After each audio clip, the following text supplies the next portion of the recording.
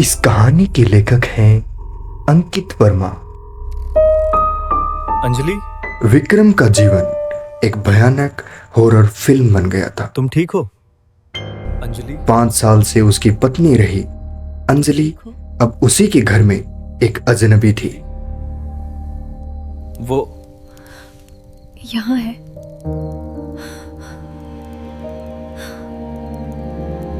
इसकी शुरुआत छोटी छोटी बातों से हुई। वो घंटों तक खाली दीवार को घूरती रहती, फिर वो गुनगुनाने लगती एक अजीब बेसुरी धुन जो प्राचीन और भयानक लगती।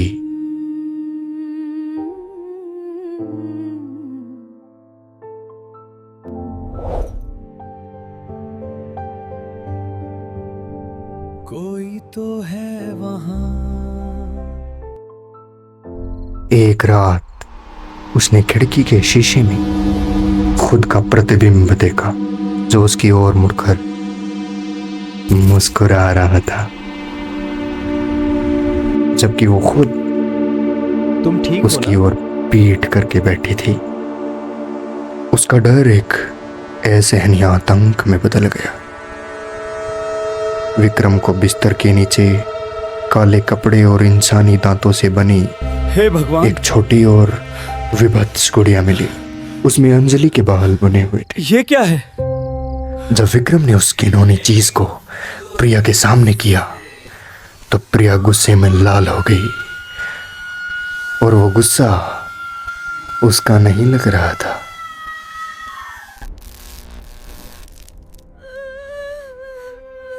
मुझे कुछ याद नहीं। मुझे मदद लानी होगी हताश होकर अभी। विक्रम ने शहर की सबसे पुरानी, सबसे भूली बिसरी गली में रहने वाली रहस्यमयी बुढ़िया की मदद मांगी। मुझे पता था तुम आओगे।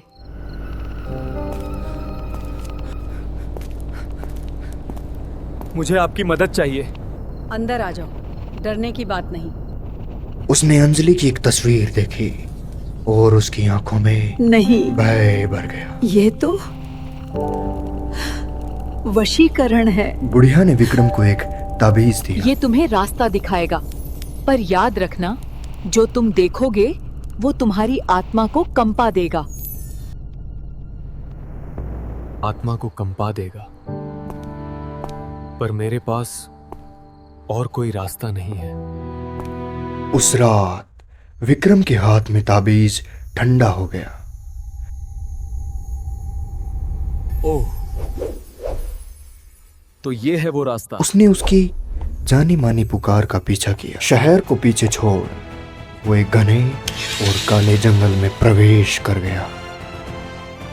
वहां के पेड़ उसका नाम फुसफुसा रहे थे और विकृत परछाइयां उसकी नजर यहाँ के कुछ ठीक ठीक नहीं। किनारे पर नाच रही थी।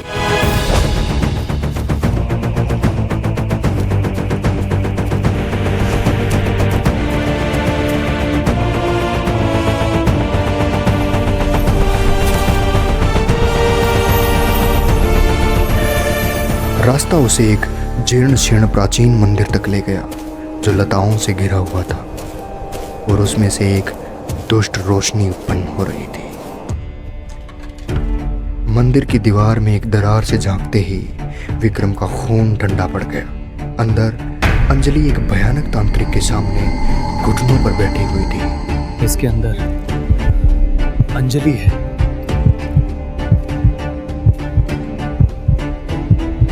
तांत्रिक की त्वचा राख जैसी थी और आंखें कोयले की तरह जल रही थी, और उसके लंबे उलझे हुए बाल जीवित लग रहे थे। वो एक ऐसी भाषा में मंत्र पढ़ रहा था जिसे सुनना भी दर्दनाक था। सम्मोहन बंधन आत्मा। और खून से जमीन पर कुछ निशान बना रहा था। तांत्रिक ने एक आईना उठाया, आ गया तू। लेकिन उसमें अंजलि का प्रतिबिंब नहीं था। उसमें दरार से झांकते हुए विक्रम का भयभीत चेहरा दिख रहा था। तांत्रिक मुस्कुराया। उसके दांत नुकीले और पीले थे। वो फुसफुसाया। उसकी आवाज विक्रम के दिमाग में गूंज रही थी। सम्मोहन बंधन आत्मा। छोड़ दो उसे। विक्रम सड़े हुए दरवाजे को तोड़ अंदर घुसा और चिल्लाया, छोड़ दो उसे। ये अनुष्ठान सदियों पुराना है। तांत्रिक हंसा। एक ऐसी आवाज जैसे पत्थर पिस रहे हैं। भयानक भ्रम उसके दिमाग में भर गए। अंजलि जल रही थी, उसका नाम चीख रही थी। विक्रम, उसकी आंखें एक कमजोरी की तलाश में थी। बचाओ मुझे, तभी ये जल रहा उसे है। उस बुढ़िया के शब्द याद आए। दम, हर बंधन का एक केंद्र होता है। उसकी नजर एक वेदी पर पड़ी। ये कोई गुड़िया या तस्वीर नहीं थी, बल्कि था तो एक धड़कता दिल। ये दिल तांत्रिक की जीवन शक्ति थी।